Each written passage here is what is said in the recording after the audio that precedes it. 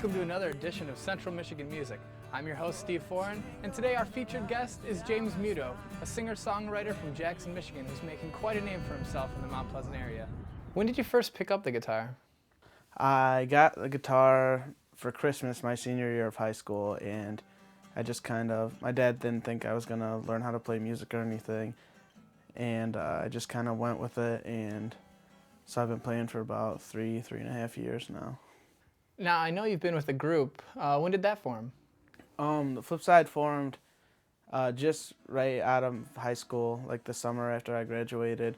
We started writing songs, and we played a lot of places over the first couple of years while I was in college, but just kind of phased out. What inspires you to write new music?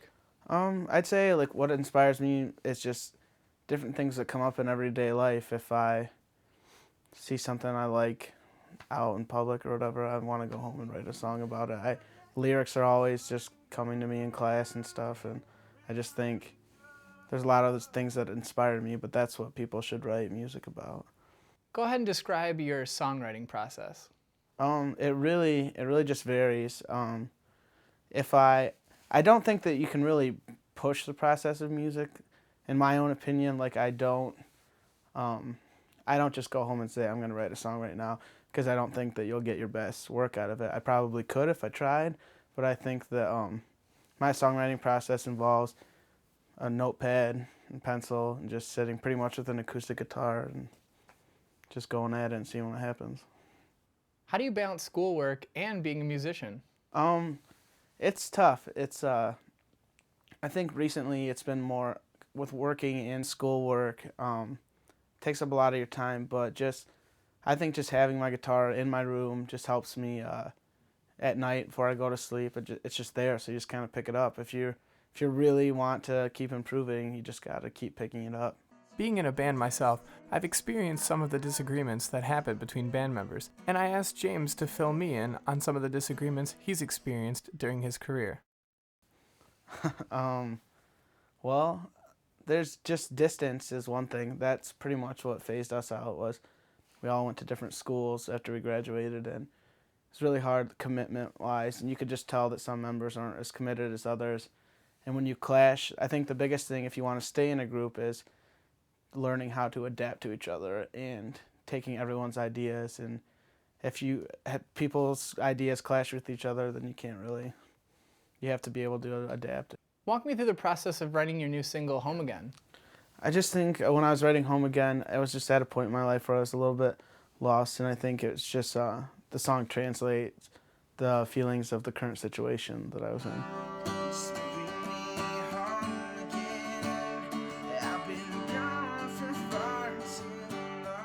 Jordan Collins, a longtime listener of James, sat down with me and had this to say. What I like about James Muto's music is that he has a good mix of upbeat and slow songs, and the stuff that he sings about is something that I can relate to while listening, and it's a really easy genre to listen to.